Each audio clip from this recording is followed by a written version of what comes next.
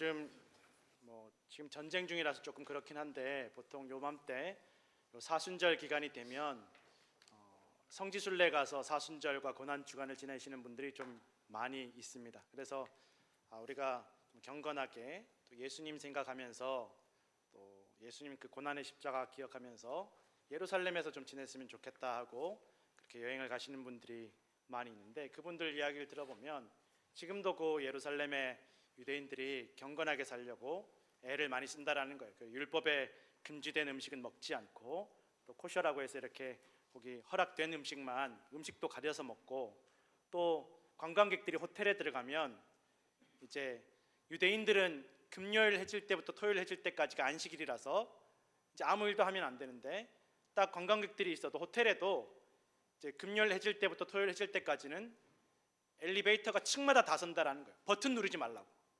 이것도 노동이니까 이거 누르지 말라고. 그렇게 철저하게 이 안식일을 지키고 경건하게 살기 위해서 애를 쓴다라는 것입니다. 그리고 그 중에서도 그렇게 철저하게 경건하게 살려는 그 유대인들 중에서도 더 철저하게 경건하게 살려는 유대인들 종교인들이 있습니다. 미국에도 가끔씩 혹시 지나가시다 보실지 모르겠는데 모자 쓰고 구렛나루 길게 기르고 이렇게 다니시는 유대인 종교인들, 우린 정통 유대인, 우리는 아주 경건한 유대인이다라고 스스로 자부하는 유대인들이 있다라는 것입니다. 그래서 이 금요일 해질 때부터 토요일 해질 때, 특별히 안식일은 유대인들이 아주 철저하게 지킨다라는 것입니다. 그런데 이 성지순례 간 분들 중에 그런 이야기를 해요. 토요일 아침에 아직 안식일이 다 지나기도 전에, 토요일 저녁까지가 이제 안식일인데 토요일 아침이면 아직 안식일 한참 중간인데, 이 정통 유대인들이 모자 쓰고 구렛나루 기르고 아주 유대인 종교인들이 길거리에서 막 소리 지르고 욕하고 경찰들이랑 싸우더라는 거예요. 왜 그런지 보니까, 왜 안식일에 차 타고 돌아다니냐고. 안식일인데 왜 차 타고 돌아다니냐고. 그럼 차 앞에 가로막고 서 있고 들어 눕고 또 그거 말리는 경찰하고 몸싸움하면서 막 소리 지르고 욕하고 하더라는 거예요. 막 몰려와서. 이게 한두 번 있는 일이 아니라 안식일마다 이런다라는 거예요. 니네 그러면 안 된다. 차 타고 돌아다니. 왜 그러냐고. 니네 경건하지 않게 살면 안 된다. 막 그렇게 경찰들이랑 싸우고 사람들이랑 싸우더라는 것입니다. 그게 그 사람들의 경건입니다. 이게 경건이라고 생각하는 거예요. 요즘도 이게 요즘 일어난 일, 요즘도 그런데 여러분, 과거에는 얼마나 더 심했겠습니까? 심지어 예수님 시대에 예수님을 죽였던 제사장들, 바리새인들, 서기관들, 율법교사들, 그때 당시 유대인들 중에서 제일 거룩한 사람들이 예수님을 미워했던 제일 큰 이유가 예수님이 안식일 똑바로 안 지킨다라는 거예요.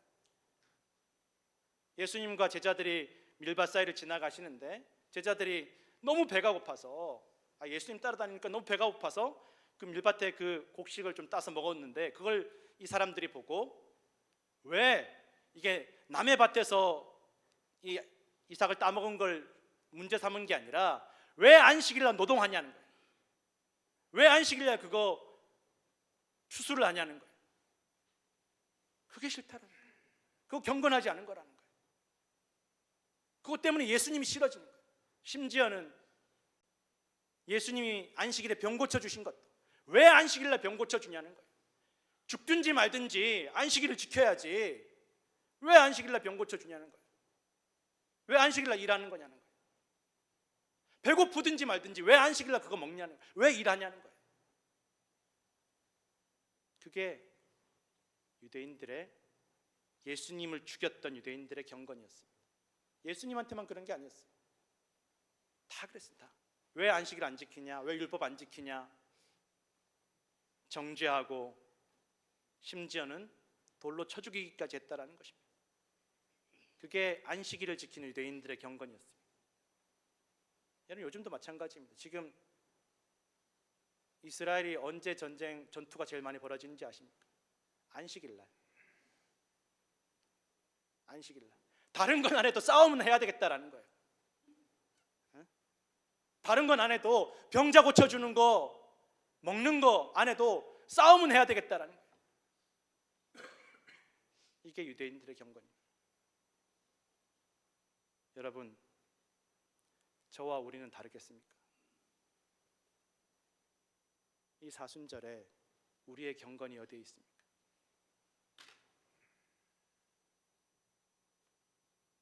경건을 무기로 삼아서 사람들 미워하고 비판하고 죄인으로 낙인 찍어서 공격하고 추방하고 죽이고, 그렇게 스스로 경건하다라는 것을 드러낸다라는 것입니다. 다른 사람들을 죄인으로 만들어도 그 사람들 밟고 올라서서 나는 경건하다, 나는 의롭다라는 것을 드러내는 것입니다. 사도행전 10장 1절에서 2절 말씀 다 같이 함께 읽겠습니다. 가이사랴에 고넬료라 하는 사람이 있으니 이달리아 부데라 하는 군대의 백부장이라. 그가 경건하여 온 집안과 더불어 하나님을 경외하며 백성을 많이 구제하고 하나님께 항상 기도하더니. 아멘. 고넬료는 유대인이 아니었습니다. 또 예수님을 십자가에 못 박아 죽게 한 로마의 군인이었습니다. 그런데 예수님의 복음에 대해서 기록한 이 사도행전에, 성령의 역사에 대해서 기록하고 있는 사도행전에 이 고넬료가 참 경건한 사람이라고 기록하는 것입니다. 왜? 로마 사람인데, 군인인데, 예수님 못 박아 죽인 사람인데 어떻게 경건할 수 있나?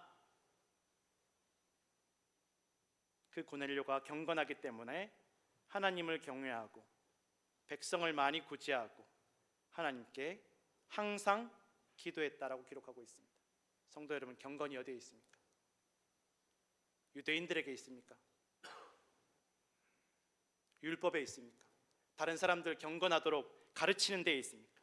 경건이 어디에 있습니까? 누가 경건한 사람입니까? 야고보서 1장 27절에 다 같이 함께 읽겠습니다. 하나님 아버지 앞에서 정결하고 더러움이 없는 경건은 곧 고아와 과부를 그 환난 중에 돌보고 또 자기를 지켜 세 속에 물들지 아니하는 그것이니라. 아멘.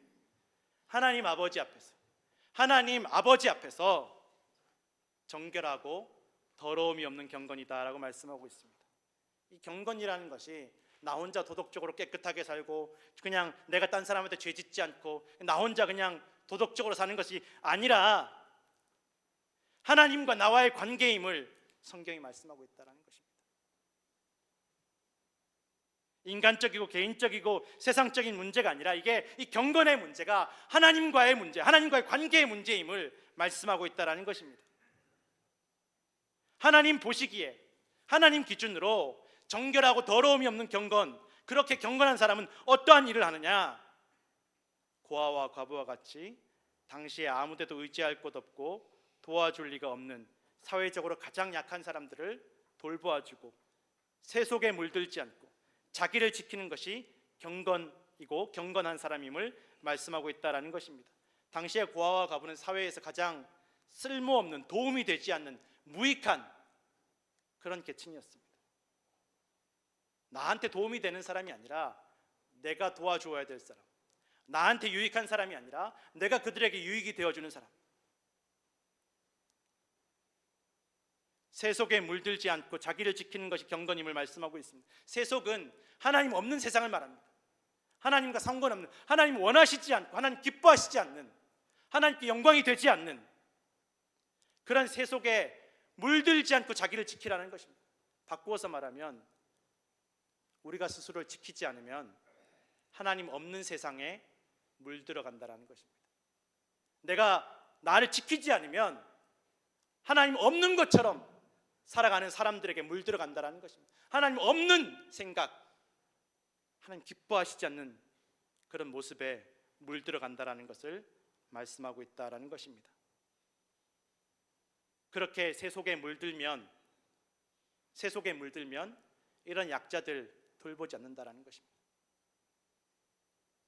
세속에 물들면, 세상에 물들면, 세상적으로 살아가면 나한테 도움이 되는 사람만 찾아다니지, 나한테 유익이 되는 사람만 찾아다니지, 내가 도와줄 사람, 내가 유익이 되어줄 사람을 찾지 않는다는 것입니다. 하나님과의 관계인 경건은 또한 동시에 사람과의 관계입니다. 하나님 보시기에 경건한 삶은 사람과의 인간관계까지 다 포함하고 있음을 성경은 말씀하고 있습니다. 하나님과의 관계 따로, 사람과의 관계 따로가 아니라 하나님과의 관계가 건강하고 경건한 사람은 사람과의 관계도 건강하고 경건해진다는 것입니다.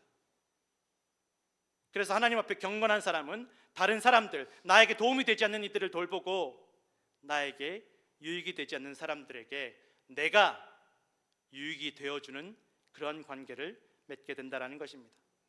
그래서 성도 여러분, 하나님 아버지 앞에 경건한 사람은 하나님 닮아가는 사람이고 예수님 닮아가는 사람입니다. 그리고 하나님께 물들어가고 예수님께 물들어가는 사람이 경건한 사람임을 기억하시기를 부탁을 드립니다. 4, 5월이 되면 옛날에 한국 분들 중에는 손톱에 봉소나 물들이는 여자분들이 많이 있었습니다. 물들여 보셨어요? 이수정 어렸을 때 나이가 꽤 있네. 그렇게 안 보이는데 봉숭아 물들이는 여자분들이 있습니다. 이게 고려 시대 때부터 이렇게 내려온 전통인데 이 봉숭아 물을 왜 들이냐 찾아보니까 첫 번째는 귀신을 물리치려고. 옛날 사람들을 그렇게 뻘건 거 보면 귀신이 무서워한다고 그렇게 생각을 했다라는 것입니다. 그리고 두 번째 병을 예방해 준다. 병으로부터 지켜준다. 그리고 마지막 의미가 있는데 이거는 뭐 다들 아실지 모르겠는데 이 봉숭아 물들이고 첫눈이 올 때까지 지워지지 않으면 첫눈이 올 때 첫사랑이 이루어진다고. 성도 여러분, 봉숭아 물들인 것이 봉숭아에 물들면 그것이 우리를 귀신과 질병으로부터 지켜주고 첫사랑을 이루어주는 것이 아니라 우리가 하나님께 물들고 예수님의 보혈에 물들 때 이 땅에서 허무하게 끝나는 인생이 아니라 영원한 생명과 영광을 누리는 인생이 될 줄로 믿으시기 바랍니다. 많은 사람들이 나이가 들수록 좀 인간관계가 편해지겠다라고 생각을 합니다. 나이 들고 세상 경험 많이 하고 사람들 많이 만나다 보면 좀 관계 맺는 게 조금 편해지고 자유로워지지 않겠나. 그런데 실제로 나이 드신 분들, 연세 드신 분들 이야기를 들어보면 살아갈수록 인간관계가 제일 힘들다라고 이야기합니다. 가족들과의 관계, 친구들과의 관계, 직장 동료의 관계, 세월이 흐를수록 살아갈수록 쉬운 게 하나도 없다라는 것, 점점 더 어려워지더라는 것입니다. 그래서 세계적으로 유명한 심리학자인 알프레드 아들러라는 사람은 사람의 모든 고민의 그런 전부는 다 인간관계에서 나온다라는, 사람이 고민하는 모든 문제는 다 인간관계에서부터 시작된다는 것입니다. 고통하고 근심하고 고민하는 모든 것들이 결국은 다 인간관계 때문에 시작된다는 것입니다. 중국의 공자는 한평생 사람을 공부하고 연구하면서 이 인간관계의 모든 시작은 자기에게 있다라고 이야기했습니다. 나하고 그 사람하고의 관계의 모든 시작과 끝이 나한테 있다라는 것입니다.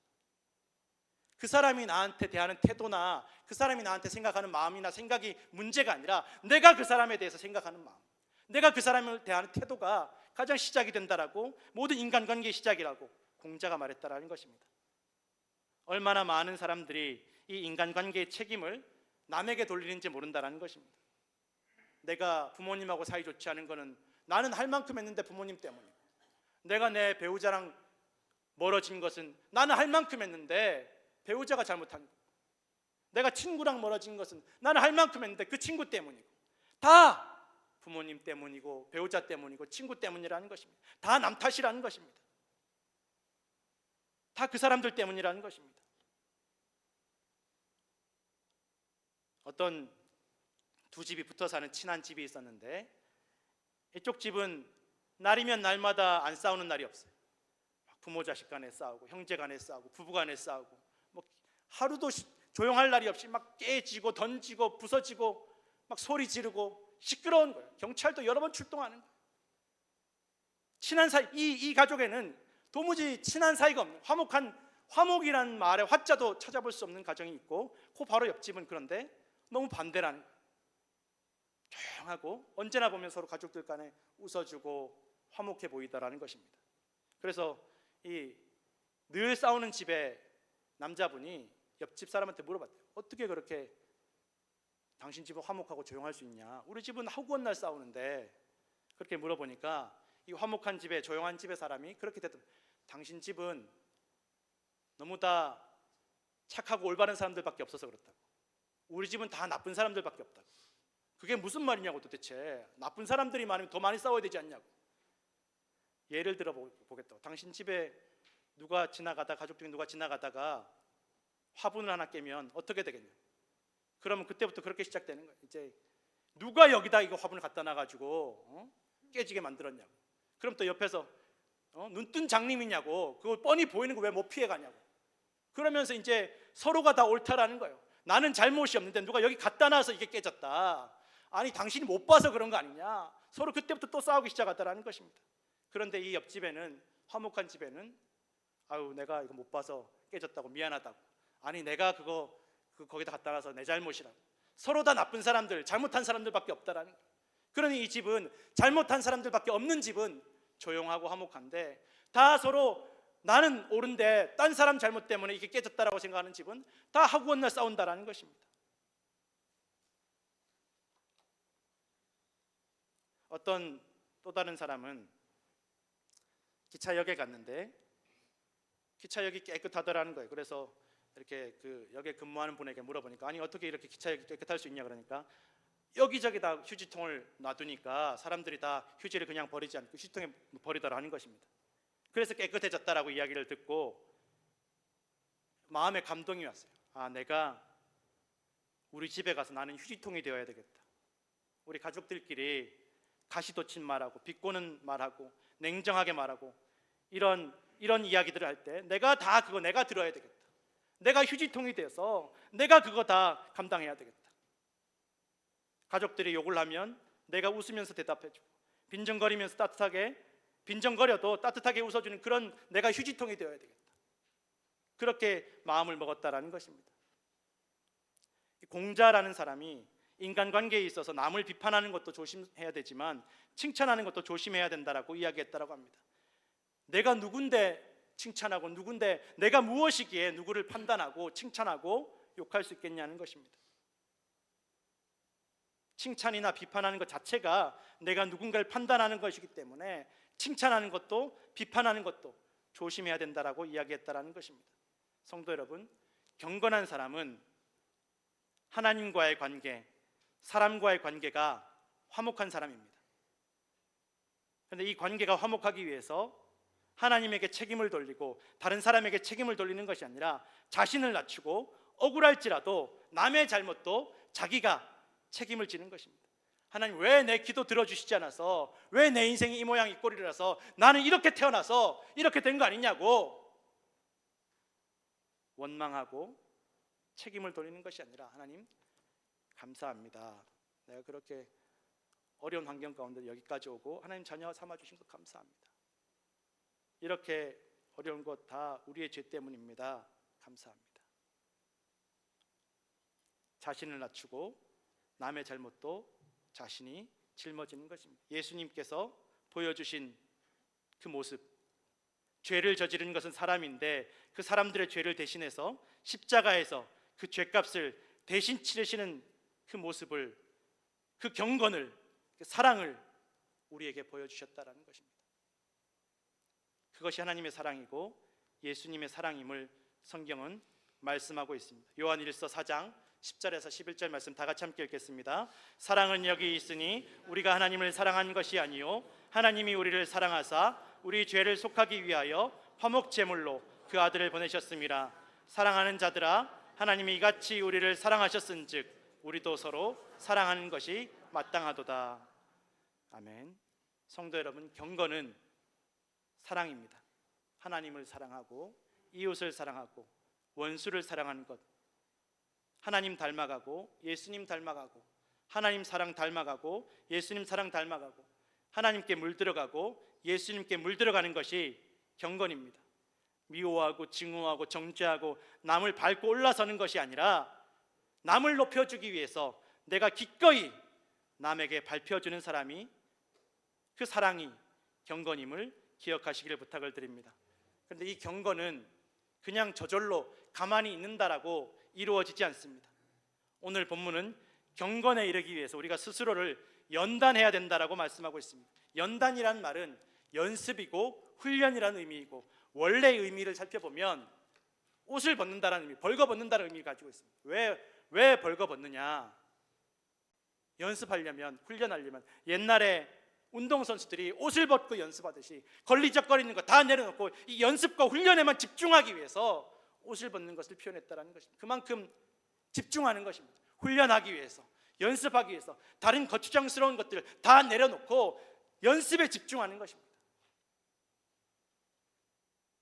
경기에 나가는 선수들이 경기에서 승리하기 위해서 훈련할 때 옷을 벗고 집중하는 것을 의미한다라는 것입니다. 그것이 연단이다라는 것입니다.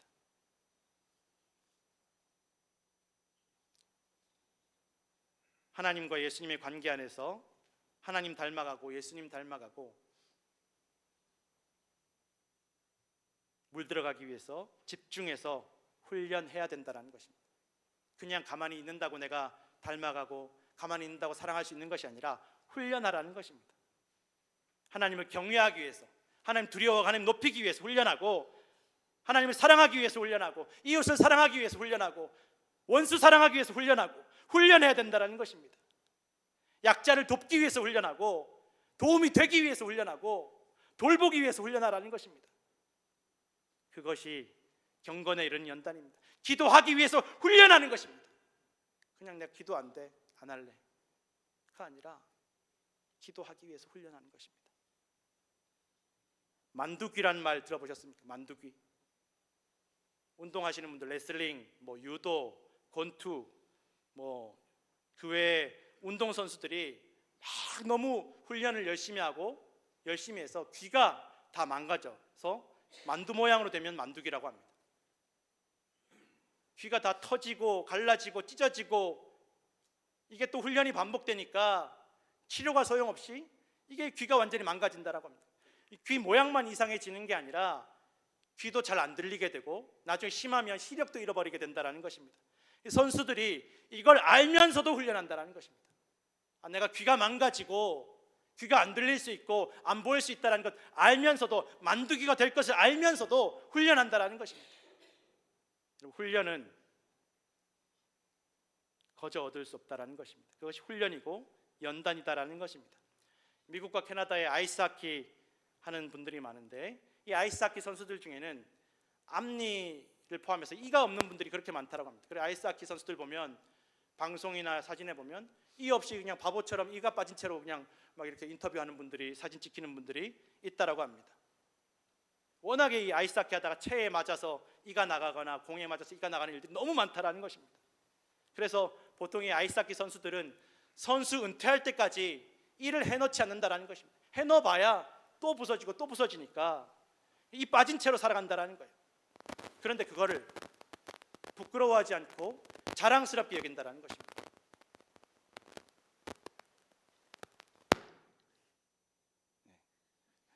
자랑스러워한다는 거예요. 이 아이스하키 선수들은 앞니 빠진 거를 부끄러워하지 않고 자랑스러워합니다. 그리고 아이스하키 선수들끼리는 이가 빠져야 이제 아이스하키 선수 됐다, 너는 이제 아이스하키 선수다라고 인정해 준다라는 거예요. 캐나다에서는 지나가다가 앞니 없는 사람에게 박수 쳐준다라고. 야, 너 훈련 제대로 했다. 그 사람의 훈련과 노력에 대한 훈장이라는 것입니다. 성도 여러분, 훈련에는 아픔도 있고 상실도 있습니다.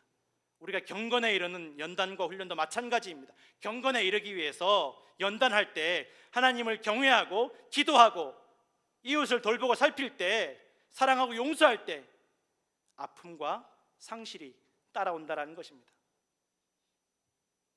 손해볼 수 있습니다. 예배하려다가, 기도하려다가, 용서하려다가, 관계 좋게 화목하게 하려다가 손해볼 수 있고 손가락질 당할 수 있고 내가 휴지통 될 수 있습니다. 내가 십자가 질 수 있습니다. 성경 보려고 하다가 손해보고 상처받을 수 있습니다. 나에게 도움이 안 되는 이들 도와주려다가 손해보고 희생하고 상처받을 수 있습니다. 도와준 이들에게 배신당하고 조롱당하고 죽임당할 수 있습니다. 그런데 그 길이 예수님 닮아가는 길이고 그 길이 예수님께 물들어가는 길입니다.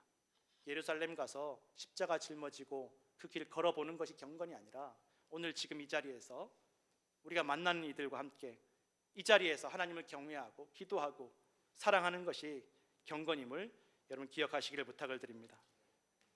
그렇게 경건해지기 위해서는 고통스럽고 힘든 훈련과 연습이 필요하고 시간이 걸립니다. 기도도 사랑도 용서도 신앙생활도 봉사도 섬김도 고통스럽고 시간이 걸린다라는 것입니다. 그러나 이렇게 훈련하여 경건에 이르게 되면 이 땅에서뿐만 아니라 죽음 이후에도, 이 땅 이후의 인생에도 복된 약속이, 영원한 생명이, 영광이 기다리고 있음을 성경은 말씀하고 있습니다. 하나님과 사랑하는 관계, 이웃들과 사랑하는 관계, 화목한 관계, 이 모든 관계가 다 회복이 되면 이 땅에서나 이후에나 근심도 걱정도 없는 참된 평안과 행복이 찾아오게 될 줄로 믿으시기 바랍니다. 이러한 복을 누리시는 경건한 성도들 되시기를 간절히 축원합니다. 기도하겠습니다.